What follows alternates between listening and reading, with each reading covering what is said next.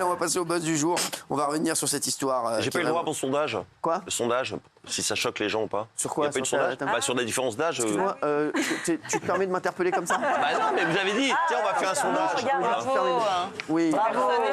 Il y a les 20% de Gilles Verdez. Hein, ils sont toujours là. Allez, on va passer au buzz du jour. On va revenir sur cette histoire qui est vraiment du jamais vu en France. Pour ceux qui n'ont pas suivi, je vous explique. En fait, il y a Reporters sans frontières. Donc, je ne savais pas qu'ils avaient des frontières, moi. Maintenant, parce qu'ils en ont, comme a dit Eric Nolot ce matin, c'était incroyable. Ce qu'il a dit au mec de Reporters sans frontières, c'était incroyable. Il arrive dans un instant, Eric Nolot, il pourra le redire. Ils ont demandé au Conseil d'État de demander à l'Arcom, donc le gendarme de l'audiovisuel, de renforcer son contrôle sur CNews pour que la pluralité soit respectée. C'est-à-dire maintenant, vous pouvez avoir des gens maintenant, donc sur CNews, des gens, des présentateurs, des chroniqueurs, avec un t-shirt je suis de gauche. Voilà, j'aime I love Pano. Voyez ou pas? Non, voilà, tu vois ou pas? Non, mais tu vois ou pas? C'est ça. I kiffe Bardella. Tu vois ou pas? Donc voilà, donc en fait, c'est incroyable. Alors que ce qui est fou, c'est quand on va voter, il y a des isoloirs. Pour tout le monde, pour les journalistes aussi. Pour les intervenants de télé aussi. Et bien maintenant, c'est comme ça. Voilà. Et j'ai vu. Claire Secaille, vous savez, ce génie là qui bosse au CNRS, je ne sais pas ce qu'elle fait au CNRS, elle ferait mieux de chercher des vaccins, elle, au lieu de nous chercher des poux dans la tête.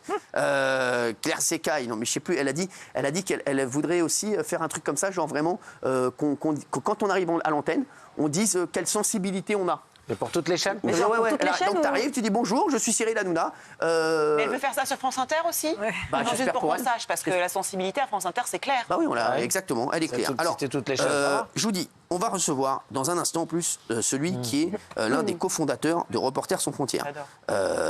Romer Bénard, qui est maire de Béziers maintenant, qui a été lui outré par ce qui s'est passé. Parce que à la limite, le Conseil d'État, moi je leur en veux pas vraiment. Moi ce que j'aime pas, c'est ceux, vous savez comme en classe, vous savez les mecs qui viennent, vous savez les Reporters sans frontières qui viennent, hein, vraiment qui veulent se mêler, en fait eux ils se croient tout permis, les gars, les mecs de Reporters sans frontières. Alors il y avait le gars de Reporters sans frontières, chez Pascal Pro ce matin.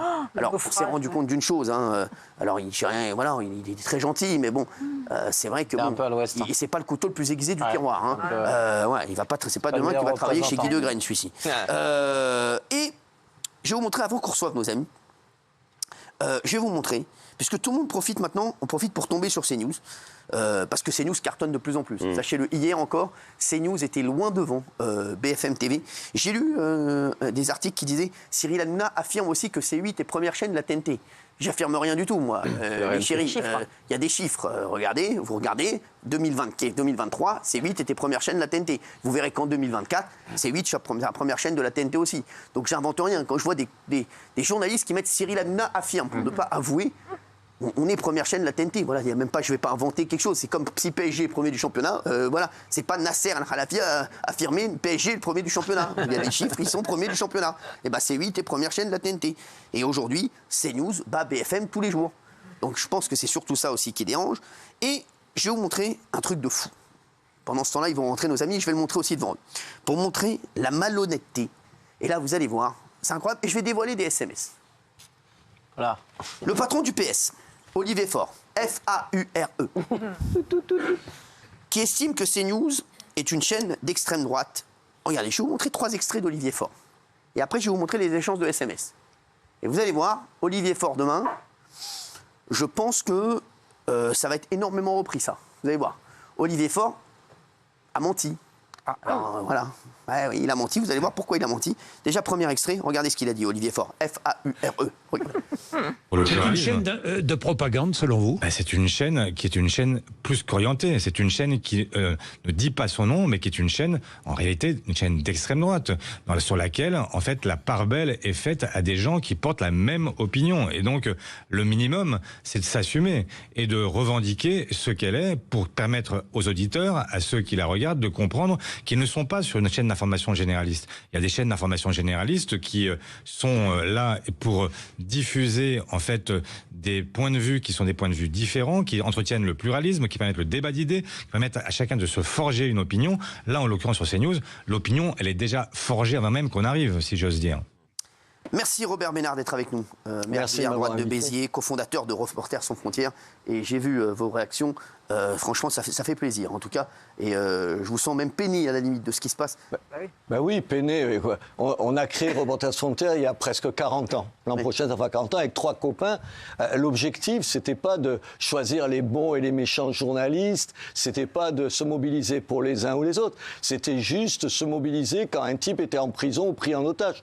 Moi, j'ai passé 23 ans de ma vie à Reporters sans frontières à sortir de prison des gens à qui je n'ai jamais demandé ce qu'ils pensaient.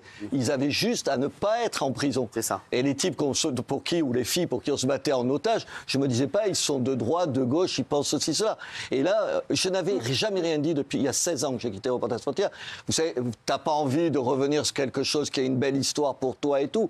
Et là, quand j'ai entendu ça, je me suis dit, mais ils sont tombés sur la tête. C'est exactement le contraire, c'est-à-dire une association qui est la plus grosse au monde maintenant, qui est faite pour défendre en gros le pluralisme et le fait que chacun puisse s'exprimer. Cette association aujourd'hui, elle se bat contre le pluralisme. Moi, je suis d'accord avec vous, ce que vous avez dit tout à l'heure. Le Conseil d'État, c'est le Conseil d'État. Oui. Voilà, on va pas y moi, ce que j'aime revenir. pas, c'est ce système de, vous savez, de délation, d'aller chauffer le Conseil d'État. C'est pour ça, le Conseil d'État, c'est une chose. Moi aussi, je les mets à part. Voilà. Ils font ce qu'ils font, moi j'en pense quelque chose, mais c'est pas le problème. Ce qui me tue dans cette histoire, c'est que ce soit une organisation, celle que j'ai créée, qui aujourd'hui disent, en gros, concrètement, qu'est-ce que ça va vouloir dire? Ça va vouloir dire, je vais vous prendre 1, 2, 3, 4, 5, 6, et chaque fois, vous allez être, vous, obligé de dire, il est de droite, de gauche, il est de moitié droite, moitié gauche. Mais vous voulez que je vous dise, à part Gilles Verdez, je sais qu'il est très très à gauche, je vous jure que, et Radouane, je sais qu'il est à droite. Non, je suis un souverainiste de gauche. Bon, ben voilà, en tout cas, je vous jure qu'ici, je pourrais même pas vous dire qui est de droite et vrai. En plus, on s'en fout. Bah oui. On s'en fout. Et puis les gens, moi ce que je trouve terrible, c'est que les gens, ils se définissent pas que politiquement. Vous pouvez être d'accord sur un truc qui est plutôt de droite, c'est ça. le lendemain sur un truc de gauche, et puis tu te définis pas comme ça. Je vous jure, Géraldine Maillet, par exemple. Géraldine Maillet, Géraldine Maillet, elle est parfois très très à droite sur des sujets et très très à gauche sur d'autres. Et je sais pas si j'ai jamais su d'ailleurs si vous étiez à gauche ou à droite. Je comprends pas. C'est-à-dire que c'est comme vous avez dit, Robert Ménard, c'est selon la sensibilité. Non, mais ils veulent sur instaurer le certains délit de sujets. faciès, en fait. Exactement. Délit de faciès, c'est-à-dire que tu as une gueule à voter quoi, en fait? C'est ça. Alors, Éric Nolot, qui a été excellent ce matin avec Pascal Pro, je voulais le dire. Éric, franchement, je suis un peu énervé. Et tu as trouvé une formule. Non, ta formule sur Reporters sans frontières, c'est maintenant Reporters avec frontières. J'ai trouvé ça exceptionnel. Alors, je voudrais vous montrer quelque chose. Robert Ménard, Éric Nolot, avant qu'on continue d'en parler. Je viens de montrer Olivier Faure. Donc, Olivier Faure, il vient de parler de CNews, il vient de dire que c'était une chaîne d'extrême droite pour lui. Donc, CNews est une chaîne d'extrême droite, on n'a jamais revendiqué comme ça. Et CNews ne s'est jamais revendiqué comme ça, mais lui le dit. Le plus drôle, c'est qu'il dit que CNews est une chaîne d'extrême droite, mais que France Inter, par contre, n'est pas du tout une chaîne d'opinion. Regardez, France Inter. Alors, France Inter, si France Inter n'est pas une chaîne ou une radio d'opinion, écoutez, c'est ça qui déconne. Mais on leur en veut pas. Nous, on veut pas. C'est ça ce que je veux dire. C'est que nous, on veut pas que des gens aillent taper sur France Inter. On est très content que France Inter. France Inter existe et ils ont toujours été comme ça, France Inter. Ça marche très bien pour eux. Ils ont toujours été très très à gauche et franchement, ça nous dérange pas. C'est pas grave. Exactement. Moi, je les écoute chaque matin. Exactement. On n'est pas allé taper sur France Inter en train de dire attention, vous avez vu France Inter. Mais c'est ça qui me rend fou. Regardez ce qu'il dit parce que Olivier Faure, et vous allez voir les SMS que je vais vous montrer dans un instant avec le dernier extrait, c'est ça qui est incroyable. Regardez. L'indépendance de l'information. Vous dites CNews, c'est une chaîne d'opinion. Chaîne de télévision d'opinion. C'est le moins Est-ce que vous pensez que le service public était un service public d'opinion?